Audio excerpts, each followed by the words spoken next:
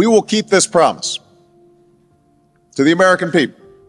If you like your doctor, you will be able to keep your doctor, period. If you like your health care plan, you will be able to keep your health care plan, period. If you like your doctor or health care plan, you can keep it. Nothing in this plan will require you or your employer to change the coverage of the doctor you have. The only change you'll see are falling costs as our reforms take hold. If you like your healthcare system and your doctor, the only thing reform will mean to you is your healthcare will cost less. I will not sign a plan that adds one dime to our deficits, either now or in the future. It is a cost that will not, I repeat, will not add to our deficits. We'll eliminate waste, fraud, and abuse in our healthcare system, but we'll also take on key causes of rising costs, saving billions while providing better care to the American people. Well, that was all a freaking lie. Thanks to Tom Elliott at Grabian for all that, by the way. Joining me now, the great Dr. Aaron Kheriaty, author of the book, Making the Cut. Doctor, people, especially younger people, they don't even remember what healthcare was like before Obamacare. I remember going to a family doctor and he actually talked to me instead of facing the computer the entire time. What was healthcare like back in the day? That's right. And I think that the folks who were around when Obama was saying those things and believed him, perhaps voted for him, perhaps supported the so-called Affordable Care Act, I would imagine can't help watching a clip like that and putting their face in their palm and thinking, well, no, none of that turned out to be true. In fact, the exact opposite turned out to be true. I didn't keep my doctor. My health insurance premiums went up. We didn't cut out the bureaucratic middleman. Those administrative costs in healthcare have only ballooned, and I'm getting care that feels much less personalized. So yes, there was a time when you'd go to the physician and instead of staring at a computer screen and checking boxes and asking questions that had very little to do with your chief complaint, that were in fact dictated by outside forces, by managerialist forces, whether those were coming from Medicare and Medicaid at the federal level or enormous corporate conglomerates that had swallowed up the local hospital or the local healthcare clinic. People had personal relationships with their physicians not that long ago. Their physicians looked at them, examined them, asked them questions about the thing that they brought in to get help with. And all of that, unfortunately, has gone out the window. And doctors are frustrated. Doctors are leaving medicine or retiring early in droves. I have stats on this in the opening chapter of The New Abnormal. Patients are clearly unsatisfied with the current status quo. So those promises were made, obviously failed to deliver on those promises. And now we're left with a system in which the bloat of the middleman has grown to enormous proportions. In fact, if you take all the people in medicine that have some face-to-face contact with patients, doctors, nurses, x-ray technicians, the front office staff, anyone who, looks a patient in the face and says hello, and then you take all the people in the healthcare bureaucracy that never have any FaceTime, any face-to-face contact with the patient, however brief, the latter category currently has more people than the former category. So we have this whole layer of unseen bureaucracy in healthcare that's enormously expensive. And so we need to find ways to cut out the middleman that's working for the hospital compliance office, that's fighting with Medicare regarding reimbursement, the middleman at Medicare who's fighting with your hospital compliance office behind the scenes about reimbursement, and all the people who are not actually contributing to patient care that are just driving up costs. We need to find ways to decentralize our healthcare system with federal dollars. All that always comes with strings attached. We know that, right? And so whenever you get the federal government too involved in healthcare, and I'm not saying we shouldn't have any federal regulation in healthcare, but healthcare really falls to the states to regulate. And the federal government's role should be minimal.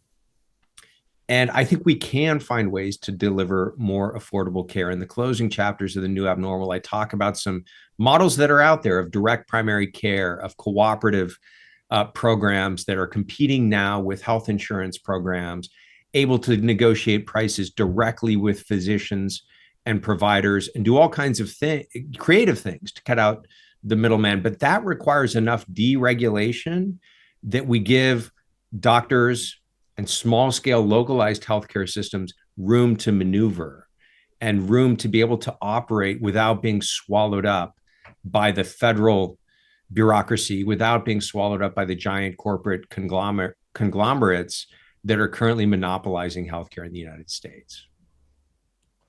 Doctor, do these proposals you lay out in your book, The New Abnormal, do these proposals, are they possible to do while Obamacare is still in existence? And I ask that because I have no faith that the GOP is actually going to be able to repeal the freaking thing. Can we do these things while still under the burden of Obamacare is what I want to know.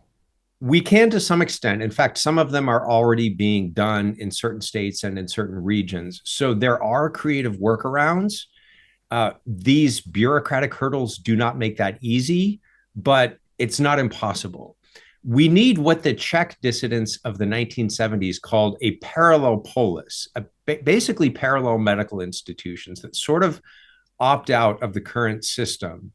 And look, if the federal government decided to target any one or another of those small scale initiatives, they could certainly crush it. If the corporate conglomerates decided to target these initiatives, they could swallow them up and put them out of business.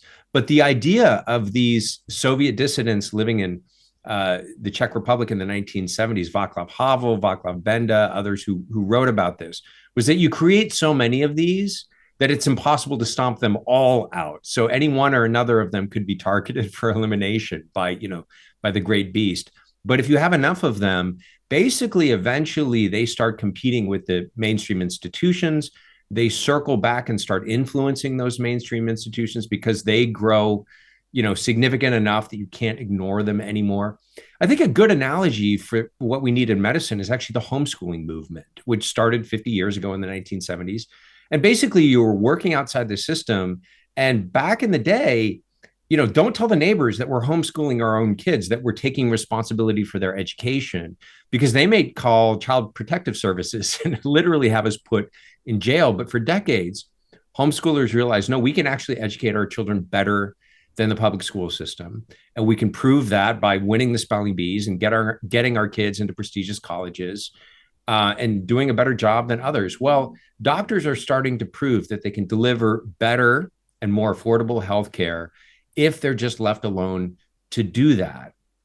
And so it's hard right now. It's sort of analogous to the way the pioneers of the homeschooling movement were operating in the 1970s.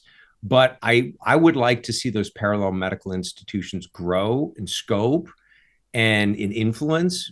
And, basically today, homeschooling is now not only mainstreamed and permitted in all 50 states, but it has circled back and influenced the charter school movement. And to some extent, even the public schools, who now have to sort of compete with other people that are, doing things better in many respects. It doesn't mean that every experiment in homeschooling succeeded, just like every experiment in creating new small scale healthcare delivery systems is not going to succeed.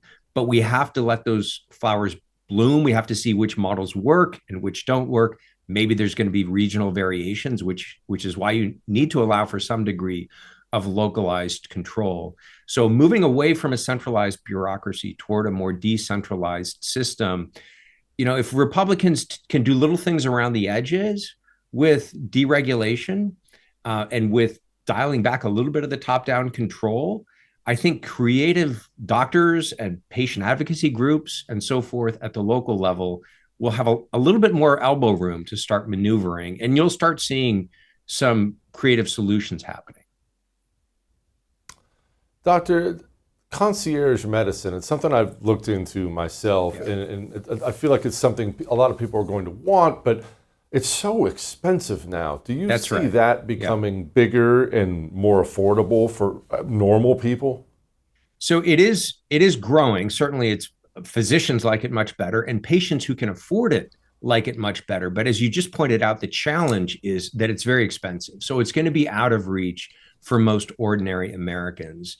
But there's a model known as direct primary care, which is sort of concierge like, but it's available for everyone. It involves physicians sort of taking control over small group practices and cutting out the insurance company and dealing directly with a pool of patients who basically subscribe to their services in order to get healthcare that is more affordable precisely because it cuts out the middleman. And I think some of those models of direct primary care, they're analogous to concierge medicine, but they're proving to be economically sustainable and more affordable for a larger number of patients whose healthcare premiums, if they're paying for private insurance, have just gone through the roof in recent years, as all of us have probably experienced trying to, even if we're employed and our employer pays for part of our premiums, a big chunk of our private healthcare insurance,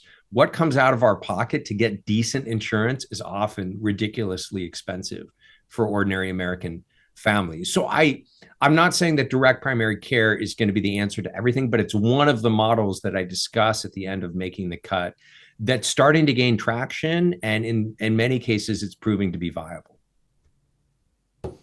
Doctor, thank you, as always. I appreciate it. I would thank you for coming to my YouTube channel, but I know how brilliant it is, and I know you love it here. So subscribe and watch. We're going to start really ramping things up and putting some funny stuff, some interesting stuff out there, some collaborations. Either way, my YouTube channel is officially the place to be. So stick around.